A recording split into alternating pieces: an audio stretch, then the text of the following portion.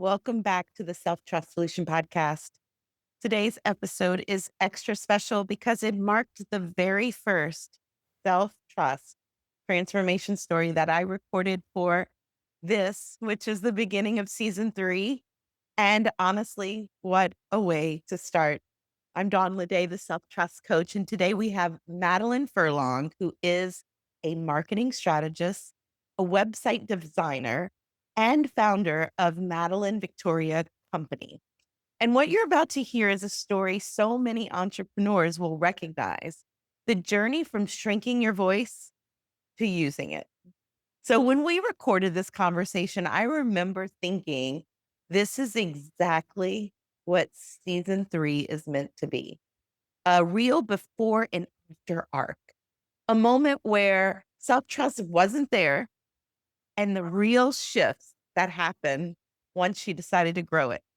So let me introduce you properly before we dive in, before I walk you into the conversation. Madelyn helps providers turn their leads into sales through standout show it websites and strategic marketing that fuels growth without draining your energy.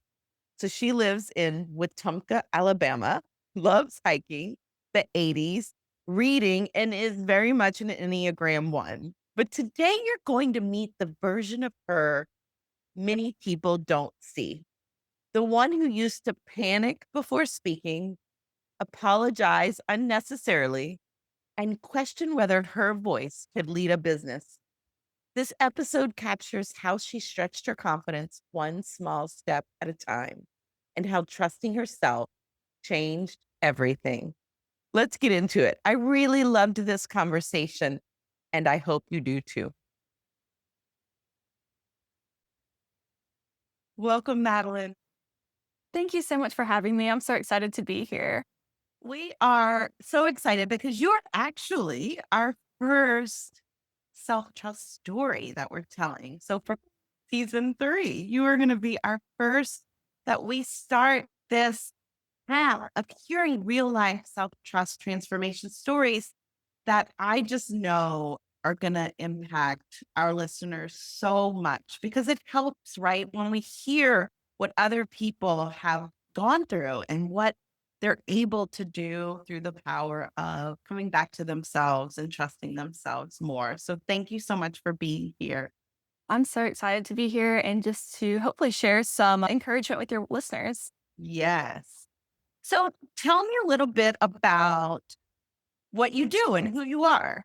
Yeah, so I am a marketing strategist and website designer. And I always joke with people when you're growing up, people always ask, what do you want to do for like when you're older? What do you want to do when you're an adult? And entrepreneur was never on my list. I never thought that I would be self employed or anything like that, but it happened in accident or by accident in college. And I had a marketing internship and I was like, oh, I really like marketing. And at the same time, I had this side hustle of social media management.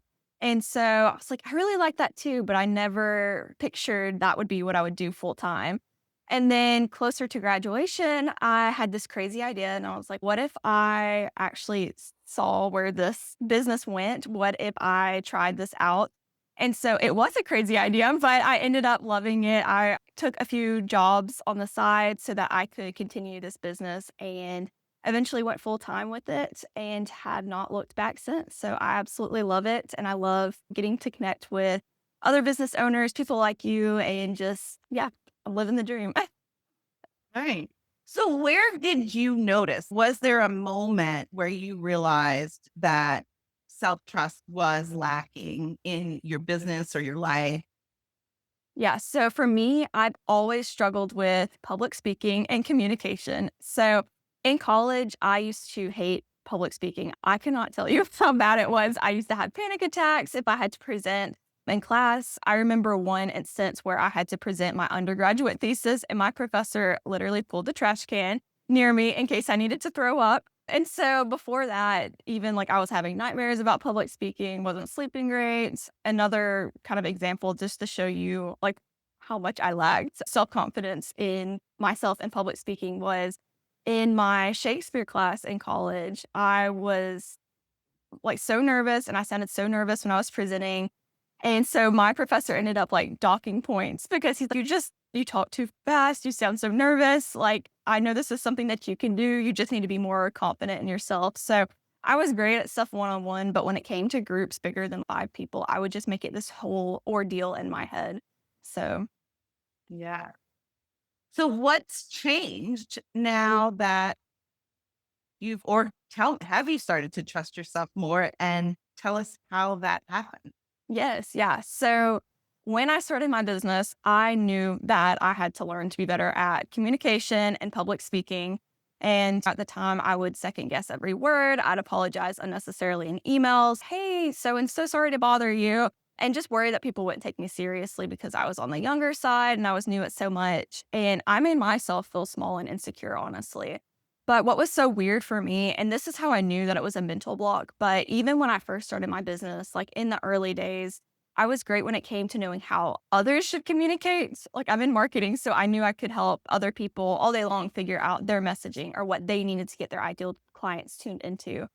But for me personally, it was like I couldn't figure out how to overcome that. Like I knew communication and public speaking would be an area that would either make or break me in my business. And so I knew that I needed to make a change. So once I realized that, it was like, okay, if I want to change, if I want my business to succeed, I need to start figuring out how to do that. And so part of it was just me accepting that this is something hard for me. Yes, it is difficult. Yes, I don't love public speaking, but it's something that I had to push through anyway. And so it's just that realization where I can't live in a way where I put my own comfort first. So around that time, I actually heard this analogy from an athlete, and this has stayed with me for years. This is just something that I keep coming back to. But this athlete was running ultra marathons, and those are those crazy races where you run 100 miles in 2 days or something crazy like that. And so he was talking, and we've heard of the phrase comfort zones before, right? And pretty much like everybody knows that turn of phrase. But this athlete shared this analogy that confidence is like this circle that you can keep stretching. So every time you do something to push yourself, for him, it's physically, for me, it was mentally, that circle expands just a little bit. And so over time, like you keep expanding that circle, you keep moving that finish line back a little bit more and a little bit more. And what's scary isn't so scary anymore. So for me, what once started out as this like tiny circle becomes a bigger one and a little bit bigger one. And so picturing it like that helped me tremendously. And so instead of expecting myself to just wake up one morning and be changed, I just kept stacking little wins that expanded my circle a little bit further each time. In the beginning, it might have been challenging myself to do an Instagram live once a week. And that can be scary because this live, it's in front of an audience, but there was still some safety there. It's recorded. So if I absolutely hated it, I could take it down. I didn't see like a whole group of people while I'm recording. And so I started there. And then after that, started teaching in online memberships where I could where I could see people, but it's still online. I am not in person. And then it started after that speaking to in person workshops. And so with smaller groups. So each step I was leveling up, so to speak. And each time I proved to myself that I could do it. And so I felt more empowered because I could look back and say, hey, I've already done XYZ, or I've already done something like this. What's one little step more? Yeah, I love that. Definitely, we talk a lot at the Self Trust Coach about expanding that circle, but also knowing the difference. There's comfort, and look, a lot of things used to be in that discomfort zone that now firmly lie in your comfort zone.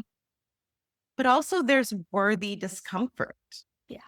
and we want to stretch and grow, and it's going to be uncomfortable, and that's okay. When we normalize that, it's so good. Like, we don't have to love it. Like you said, it's just not your thing. Accepting that wasn't your thing to begin with doesn't mean it can't ever be your thing.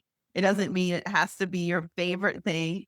But if it's necessary for the strategy you have to reach the vision for your business, then you normalize it and you take those Absolutely. small steps and you stack your wins. It's so good. What did you start to see shifting when you began taking those steps and creating that empowerment for yourself?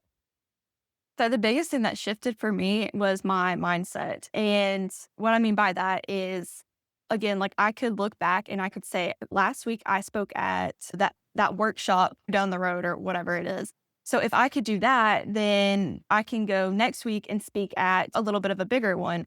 And so it was just like this, like proving itself or proving it to myself, if that makes sense. And just looking at the evidence and saying, okay, I might be a little nervous to do this, but let's look at the evidence. Let's take stock of what I've done in the past and let's use that to like set goals for the future or to walk into something else that might be a little bit challenging with the mindset of I've overcome challenges before. Why can't I do that now? Yeah, such a good example. What you're talking about is you're creating evidence through action and then using that data and evidence to encourage yourself forward. And that all comes from that self talk and how you choose to use it. And if we do use it, that's all in my book, Master Your Inner Dialogue, actually, so beautifully that you just gave an example of Oh, that. yeah. It just shows, right? Like we have this innate power and we just have to use it. We can either use our self talk to hold ourselves back, to diminish ourselves, to discourage ourselves, or we can use it to propel ourselves forward. And you just perfect example of how you've used it to propel yourself forward. I think too, going along with that, you kn in the past, I've looked at being comfortable as my biggest and I didn't even realize this was a goal in my head, but I looked at being comfortable as this thing that I always wanted to pursue and always wanted to be, like, in my comfort zone. But now looking at it as well, first of all, recognizing it and then looking at it as, okay, being comfortable can be okay sometimes, but, like, we need to look at growth, like, how can we grow and set that as a goal instead of, "Oh, this is uncomfortable, I don't wanna do it," but that's when we should, so that kinda goes Yeah. along with it. I have a mentor that says very famously, discomfort is the price of your dreams. Oh, Like I love that. everything we want is on the other side of discomfort because everything that's comfortable, we already have.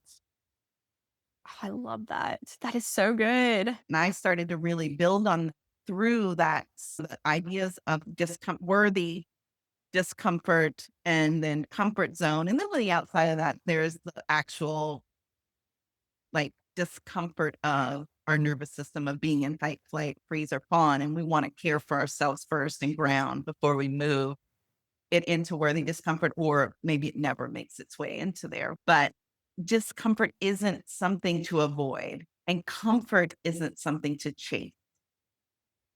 I love that. Yeah. But I do think that what we can do is create small comforts for ourselves to support ourselves through the worthy discomfort. And what you've demonstrated here, we create comfort plans at a self trust coach, and they are just because most of our default comforts actually take us off path.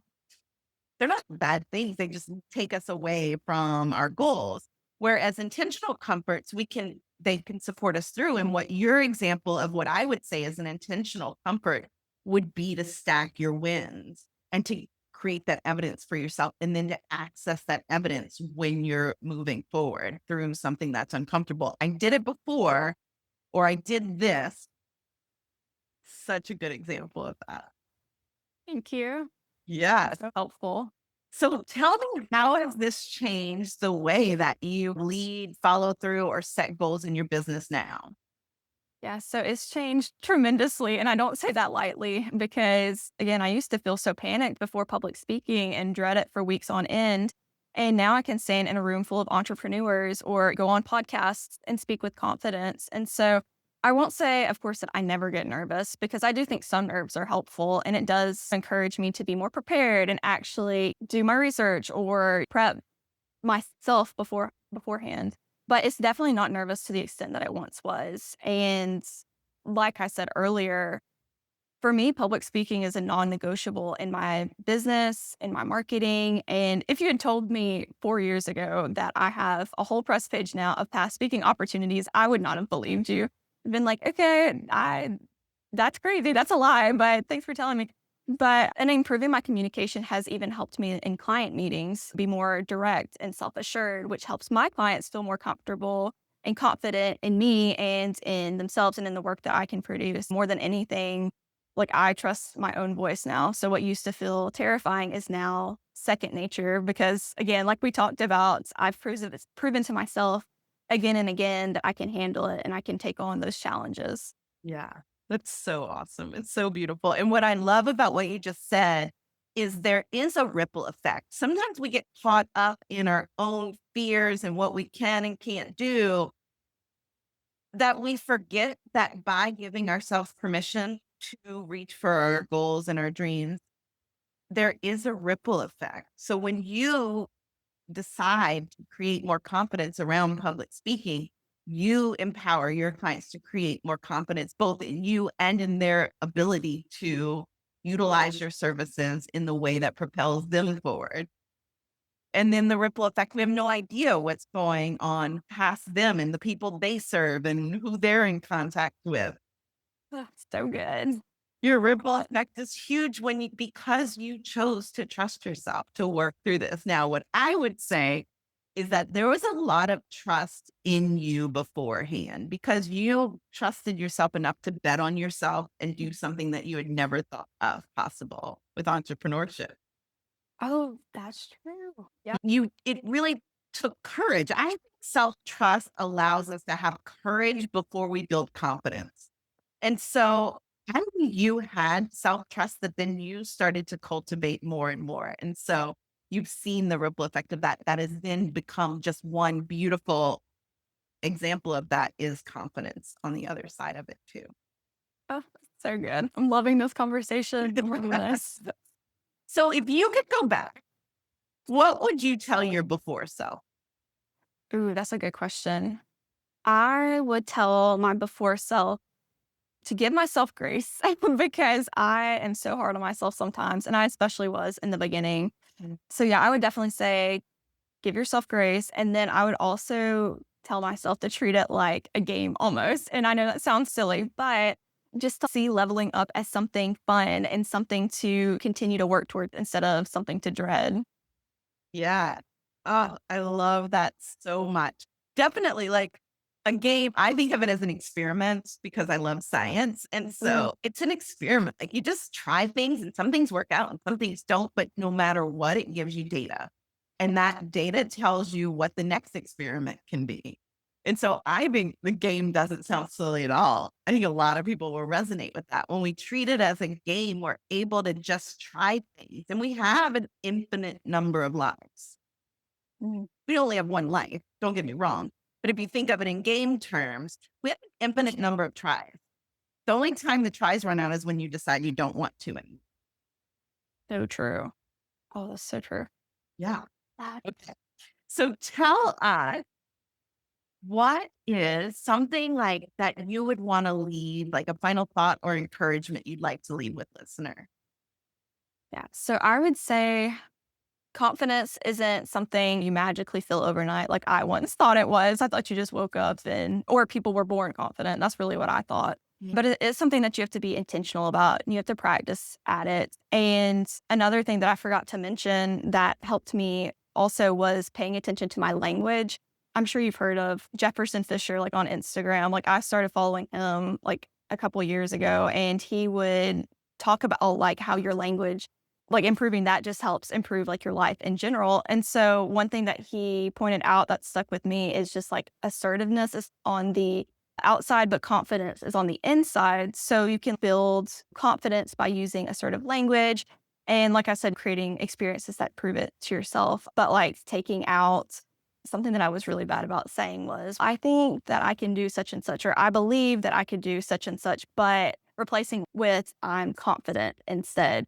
And so that, like, language shift was huge for me, and even switching things, like, in emails when you're writing an email to somebody, like, "Hey, Sally, I hate to bother you about this."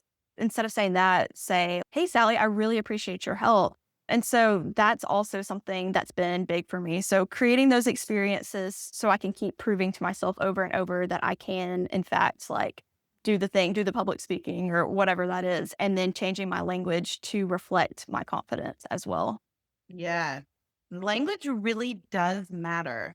And it's another example of you building up evidence. So, like, you're embodying the person that you want to be ahead of time. And that's so powerful for creating it. If we're shying away from that in our language and then, but wanting to reach it, it always ends up being in the future. But that's the whole part of embodying it now, speaking it into your life now, doing those things now that calls that vision closer sooner, always. Absolutely. Yeah. So tell us how our listeners can learn more about you and what you do. Yeah, so I'm on Instagram at Madelyn Victoria Co. But my favorite part of helping entrepreneurs with their marketing is watching them trust their own voice and see the results of showing up consistently. So if you're an entrepreneur or business owner and want support with your business's social media or website to help you do that, then you can learn more about working with me at madelynvictoriaco.com. Yes. And she walks the talk, guys. And I think that's so important. So self trust and integrity together. That's two of our core values here at the Self Trust Solution podcast. So it's nice to know that we have people that we can work with that do the same. Madeline, it has been such a pleasure and honor to have you with us. I'm so happy that you are our first Your Self Trust story. And I know that our listeners are going to gain so much from this conversation. Thank you so much for having me, Dawn. I've absolutely loved this and am super excited for our episode to come out. Yeah. Every time I revisit this conversation with Madeline, I'm reminded just how much transformation is possible when we stop waiting for confidence and start creating evidence of our capacity and our capability instead. Her story is such a beautiful picture of self trust in motion, stretching, trying, stumbling a little, and growing a lot. If you felt something shift while listening, make sure to grab the self trust identity map at theselftrustcoach.com. It's simple but powerful. It is wildly accurate and it helps you see where you are, what's guiding you forward, and what's ready to grow next, what's calling you forward. And if you want deeper level of support, you can explore my high touch coaching experience claimed. It's at theselftrustcoach.com/claimed. And as always, if you loved this episode, leave a review, share it with a friend, or send me your own self trust story. You can find the links below. Hearing how this work comes alive in your life means so much to me, and I know to so many others out there. Thanks for watching, and I can't wait to share next week's story with you.